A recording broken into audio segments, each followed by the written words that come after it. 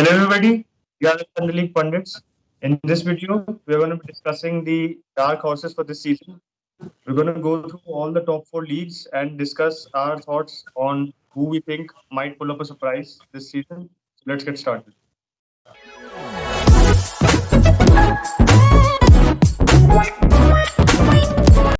So, Achin, let's begin from the Premier League. What are your picks for Premier League this season? Villa, Southampton, Everton. I mean, there are many this season. So, who are you gonna go for? There are a lot of teams to pick from this season. So I think Southampton are the team we should really look out for this season. Because from last season, you can really see they carried on their form, their good finish to the last part of the season post lockdown. And Hazelnuttl has really got a good chemistry between his squad going. You can really compare Hazelnuttl's playing style to that of Klopp. They're very the emphasis is really on pressing. It's like a version of Gegen pressing which Klopp employs. But yeah, we also saw with Klopp that it took him a couple of years, probably after Coutinho left, till you could really see the Liverpool team in its full flow in terms of how they want to play. So I think that's also happening with Southampton. We thought that Højbjerg going to Spurs is going to be impacting them because it was a crucial player for the midfield. But they're coping just fine till now. Romeo is a really important defensive player for them, and he's been very defensively, very reliable at the heart of the midfield. And Ward-Prowse has been their creative outlet, and for the past, ever since they've been in the Premier League, Southampton, even before Hazelnuttl. So they are in a very good position in the midfield as well. Even in their defensive partnership between Bednarek and Vestergaard is really solidified. You can see that they are really integrating well with the whole pressing system, and as well as their I think attack is something we can be a little wary when say Danny Ings is injured right now, because Danny Ings is with their most important attacking player. He was their top scorer last season. So but even without Danny Ings, Jay Adams has stepped up to the plate this season. He has 3 goals in the league already, and they're not as in a dire state without Danny Ings as we would have imagined last season probably.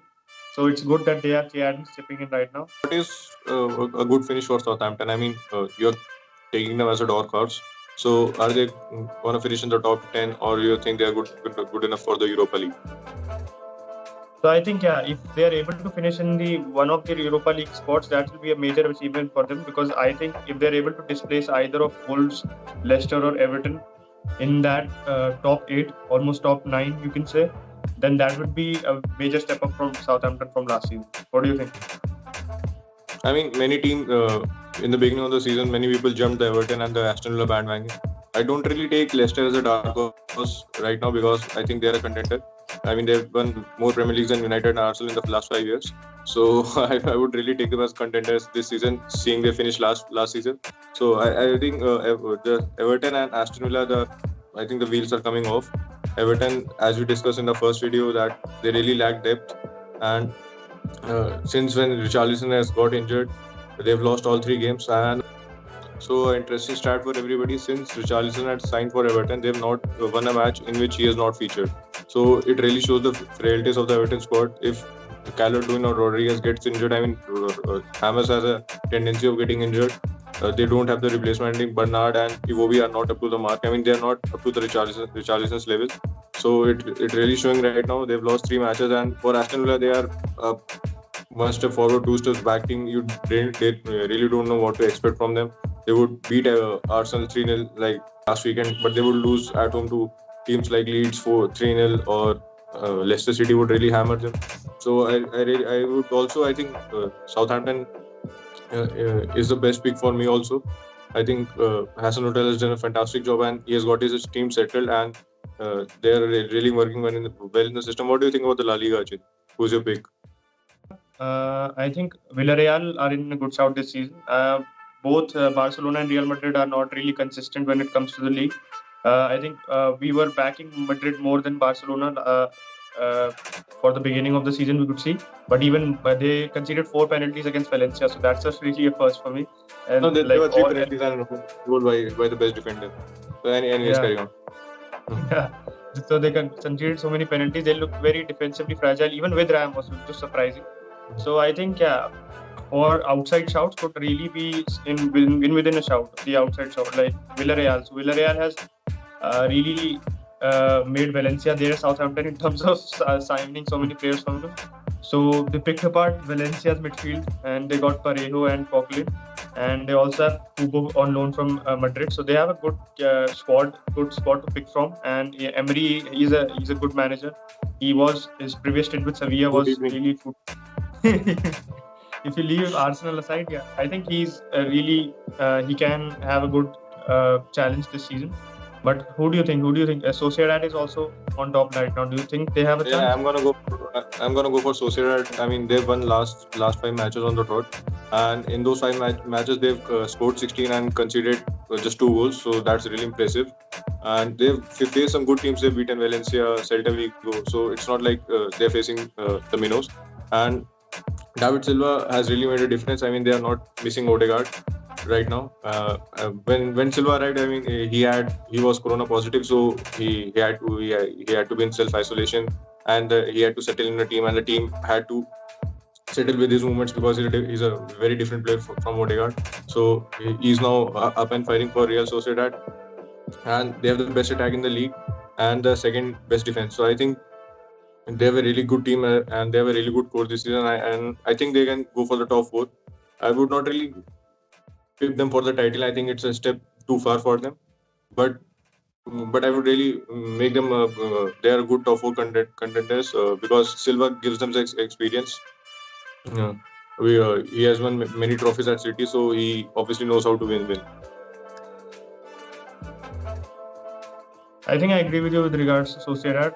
Why I also might not be fancying them for the title is because a couple of seasons back we saw Sampaoli, Sevilla. They were really you could really see them upsetting the duopoly in La Liga. But they really, I think, towards the latter half of the season, they really started to they had run their course basically, so they couldn't carry the charge forward. So I think top 4 would be a good achievement for Sociedad, getting into the Champions League places. And what do you think about the Serie A? I mean, Milan are flying right now, and Napoli are also doing good. Sassuolo are also in for a shot, but I think they are gonna go away with the season. So who's your pick for the Serie A? I'm going to go with AC Milan. It might be like a very straightforward dark horse because they're top of the league right now. But you could really see from the last season, probably after January, since Zlatan's arrival, you could really see that they have a new team. They have gone on such a great run. They just recently lost in the Europa League. Barring that, they were on an unbeaten run, and Pioli really has a good squad going to it. It's so much so that they were considering getting Ralf Rangnick in, and then they put that on foot and kept with Pioli. So I think Ibrahimovic is really, people might be thinking that he's not really a player to carry them forward given his age, that he's really a short-term fix. But I think in terms of instilling a mentality in the squad, which has a lot of young players at the helm, so Rebic and Benacer and their Liao, they are very young. They have a very young core of the squad. Even Romagnoli is only 25, their defender, centre back.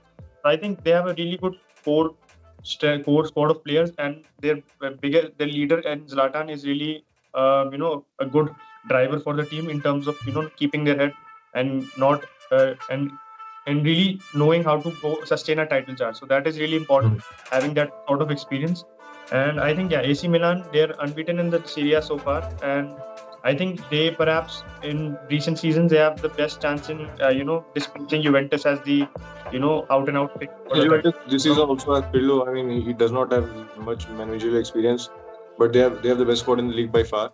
So I would really put off Juventus to win the title, but I'm going to go for Napoli this season because Gattuso has a season under his belt right now. It's Malachia. It's Malachia. 100% Malachia. A full season under his belt, and they have much better squad depth as compared to AC Milan and or you can say Roma, because Lozano is also firing right now. They have Mertens, they've signed Osimhen, they kept Koulibaly, and Gattuso has been unlucky at previous clubs, but right now I could see them finishing top 4, and I would not be surprised if they're in a run for the title. What do you think about the Bundesliga? I mean, it's a one-team league right now, but are there any dark horses in the Bundesliga? Yeah, I think even with the Bundesliga, it's really hard to nail your hopes on any dark horse, because as soon as the season gets more than halfway underway, there you can really see Bayern just picking up the form. Even last year when Kovac was sacked, everybody was fancying Dortmund or Leipzig to get the title. But at the end, we saw that Hansi Flick really turned it around. I mean, what a season he had! He won the treble, so he really turned it around in Bayern's favor. So I think, but this season either of Dortmund or Leipzig, I'll fancy Leipzig, because Nagelsmann, as we saw in Hoffenheim before he came to Leipzig, he really knows how to implement his philosophy very quickly. And he has a set playing style, and I think the players, what is most important is the players also suit him very well. Even their defensive partnership, they're playing Klosterman and Upamecano together, and with Konate, who is also centre back, who can also play full back. So they have a lot of the defensive very stable in terms of fitting in with the pressing style, with the high line which Nagelsmann plays, as well as a midfield. Sabitzer, we really saw from the last couple of seasons, he's been really consistent in the league. And Sabitzer and Kunku had a great season last year. So they are great players, and even their attacking line, they've added Sorloth as a replacement for Werner, who had a great season in the Turkish league. But granted, it was a Turkish league, but he is a really very similar kin of ilk to Erling Haaland in terms of his playing style. He's very fast, he's very tall, and even Poulsen is a good player for them. So I think Leipzig have an outside chance, but really it remains to be seen how if Bayern use their consistency at all. What do you think? I mean, Leipzig are, you can say they are in for an outside shot for the title, but I think Bayern are going to win this season also. They've lost Thiago and they've not really replaced him, but the quality of the squad is far too much for everyone. They just beat Dortmund 3-2. So I'm going to go Bayern for the title. So I'm going to go Borussia Mönchengladbach for an outside shot for the top 4. They finished 4th last season. They're playing in the Champions League season and they performed really well. So just a few points I would like to make in their case. They have a very young squad right now, and Marco Rose is a very good manager. So Thuram and Pli, and they are really firing. They have not really spent much in the transfer window because the COVID hit the German clubs very hard. The German clubs are 50% owned by the fans, so there is not ownership like City, PSG in the German league, except the Red Bull ownership. So it's important for them to keep their players right now, because they've not really signed anyone. They've just brought in Lazaro from Inter on loan. By the way, did you see his goal? Follow us on Instagram to see the Lazaro goal. I mean, it's a Puskas contender. So they've not really brought anyone in. But I think it's important for them to keep their players. The midfielder Florian Neuhaus has been linked with a move to Bayern. He's made 7 starts for them. I think he's a 23-year-old, and I think he's a really good player. Good player. Really fits into the Marco Rose system well. So, but I think he could be on his way to Bayern, because in an interview with Bayern, he interviewed with the goal. He said that just to quote him, FC Bayern is a big club. I've also got to know a couple of guys from Bayern in the national team who only speak positively about the club. My dad is also a huge Bayern fan, but I'm a Borussia Mönchengladbach player and I don't concentrate on anything else. So it really shows that he would obviously love a move to Bayern. So if it goes through in the January transfer window, I think it's a big hit for Mönchengladbach, because I don't think they have the funds to replace him. So let's see, they really need to keep hold of the place, and I think they're in for a shot for the top 4. And if they go beyond Leipzig or Dortmund, I would not really be surprised. I think so. Yeah, that pretty much wraps up our top 4 leagues. I think comment down below, who do you think your prediction? Who are your predictions for the dark horses this season? Who do you fancy will upset the bigger players in all the leagues? And if you like this video, please give it a thumbs up. And if you want more videos like this one, please subscribe to our channel and stay tuned. And don't forget to join a fantasy league if you are a fantasy player. The link to the fantasy league is down in the description below. So see you in the fantasy league. Thank you. Bye bye everybody.